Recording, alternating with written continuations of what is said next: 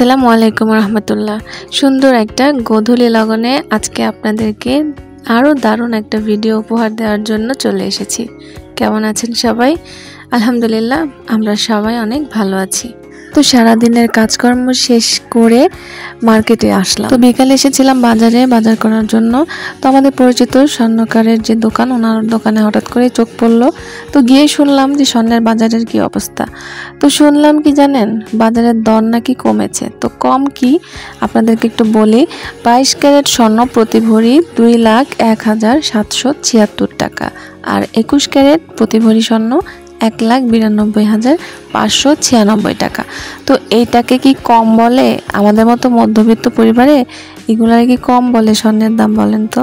এগুলো আসলে আমাদের জন্য না। আমরা এখন স্বর্ণ না কেনা না পরা এটাই মনে হয় বেশি ভালো। তবে স্বর্ণ দেখতে কিন্তু ভালোই লাগে, তাই না? তো বাজার দর শুনে বাজার টাজার করে আমি বাসায় চলে এসেছি। আর ফলমূল কেনাকাটা দেখে তো বুঝতেই পেরেছেন এটা কবেকার ভিডিও। শুধুমাত্র এখন নতুন করে এডিট করে আপনাদের সামনে নিয়ে এসেছি। তো যাই হোক, সন্ধ্যাবেলার নাস্তা দেখতে পাচ্ছেন, বার্গার, এখানে আছে সমোচা এবং মিষ্টি মিষ্টি খাজা। তো খাজা কিন্তু খেতে অনেক মজা, তবে এত পরিমাণ মিষ্টি কি বলবো। তো আমার ছোটো বোন অনেক পছন্দ করে, তো ওর জন্য নিয়ে আসা হয়েছে। আর ওর হাজব্যান্ড অফিস থেকে আসার সময় এগুলো নিয়ে আসলো, সঙ্গে আছে মজো। তো এগুলো সন্ধ্যার নাস্তা করার পর মেহমান আসবে, তার জন্য আরও কিছু রান্নাবান্না করতে হবে।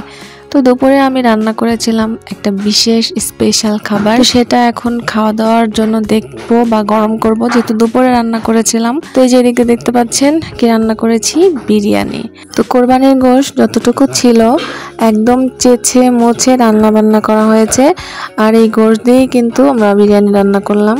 তো কিছু বক্সে রাখছি, আমার বড় বোনের বাসায় দিব, ওর জন্য বক্সে করে সাজিয়ে রাখছি। ওর মেয়ে আসার কথা, আমার ছোট ভাগ্নে, ও আসলে পরে ওর কাছে দিয়ে দিব। যেহেতু রান্না বান্না করেছি, বোন কাছে থাকে, যে কোনো কিছু যদি দেওয়ার মতো সুযোগ হয় দেওয়ার চেষ্টা করি। তো ও আসবে, ওকে দিয়ে দিব, এই জন্যই বেড়ে বেড়ে নিচ্ছি। তো রান্নাটা মাশাআল্লাহ অনেক মজা হয়েছে। আমার মনে হয় চিকেন বিরিয়ানির থেকে বিফ বিরিয়ানিটাই বেশি মজা।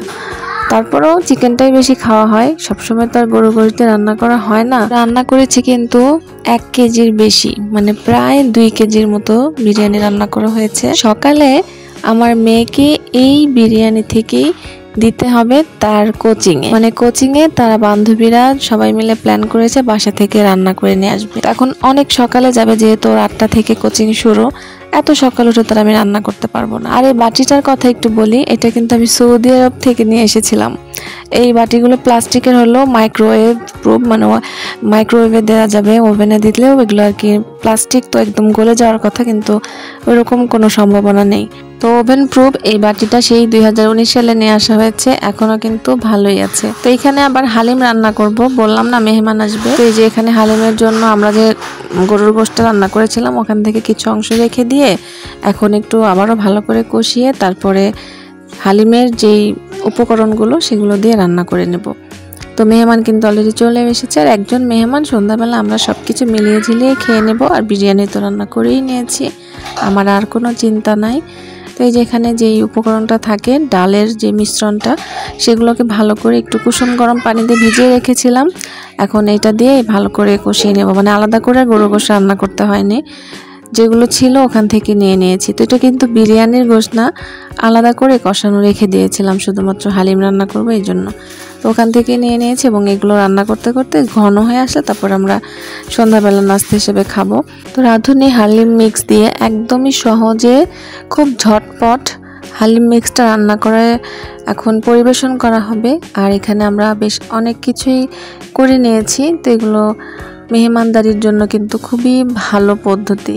তো রেডি মিক্স যেহেতু এগুলো সহজে এবং খুব তাড়াতাড়ি হয়ে যায়। তো এই যে এখানে কিন্তু প্রায় অনেকটাই ঘন হয়ে এসেছে, একটা হওয়ার পরে আমরা বাকিটা পরিবেশন করব। তো পরিবেশনের জন্য কিন্তু পেঁয়াজ বেরেস্তা, একটু আদা কুচি, শসা, লেবুর রস এগুলো রাখতে হয়। তো এগুলো করে নিয়েছি। তো ভিতর থেকে যতটুকু পর্যন্ত এটা ঘনত্ব একদমই থকথকে না হবে ততক্ষণ পর্যন্ত কিন্তু এটাকে জাল করতে হয়। তো এখানে বেড়ে নিচ্ছি, এই যে পেঁয়াজ বেরেস্তা দিয়ে দিয়েছি, লেবুর রস দিয়ে দিচ্ছি, আদা কুচিটা মনে হয় না ছিল, আমার খেয়াল নাই। তো এই যে এখানে কিন্তু সব কিছুই সুন্দর করে বেড়ে নেওয়া হচ্ছে। আর এই ভিডিওগুলো কিন্তু অনেক আগের, প্রায় ধরেন 1 মাস 1.5 মাস আগের ভিডিও। তো সবাই কিন্তু একটু কিছু মনে করবেন না, এতদিন আগের ভিডিও এতটা দিন পরে দিচ্ছি, কারণ জানেনই তো সবাই যে কি পরিমাণ ব্যস্ত থাকতে হয়েছে। সব কিছুই তো বলবো ইনশাল্লাহ, আল্লাহ যদি তৌফিক দেয়, কিভাবে এই পর্যন্ত আসলাম, কিভাবে কি করলাম, আল্লাহ কিভাবে সব কিছু করার সুযোগ দিল। তো এই যে আমাদের খাওয়া দাওয়া কিন্তু শুরু হয়ে গেছে। তো এইবার আসি সকালের পর্যায়ে, যে বিরিয়ানিটা রান্না করেছিলাম সেটা কিন্তু এই যে এখন আমি আবারও বক্সে করে আমার মেয়ের মাদ্রাসায় শুধুমাত্র পেঁয়াজ বেরেস্তা উপরে দিয়ে ওকে বক্সে করে দিয়ে দিব।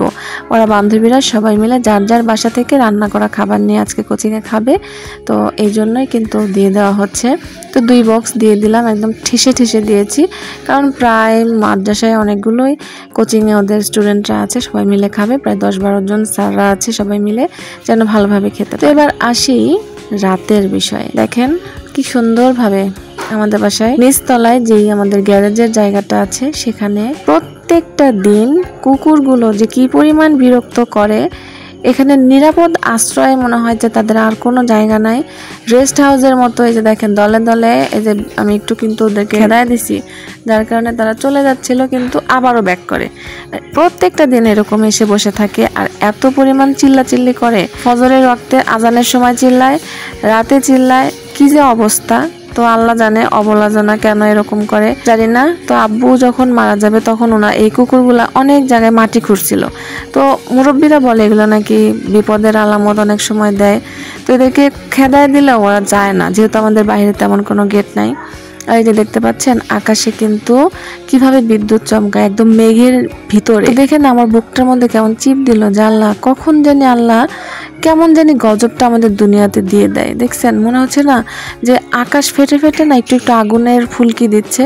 তো আমি সামনে থেকে দেখছি, তো এই জন্য আমার কাছে বেশি ভয় লাগছে, মোবাইলে অতটা বোঝা যাচ্ছে না, তো মনে বড় ভয় লাগে। দুনিয়াদারির অবস্থা তো এখন বর্তমানে খুবই খারাপ, আল্লাহ কখন জানি আমাদের উপরে কোন গজব নাজিল করে।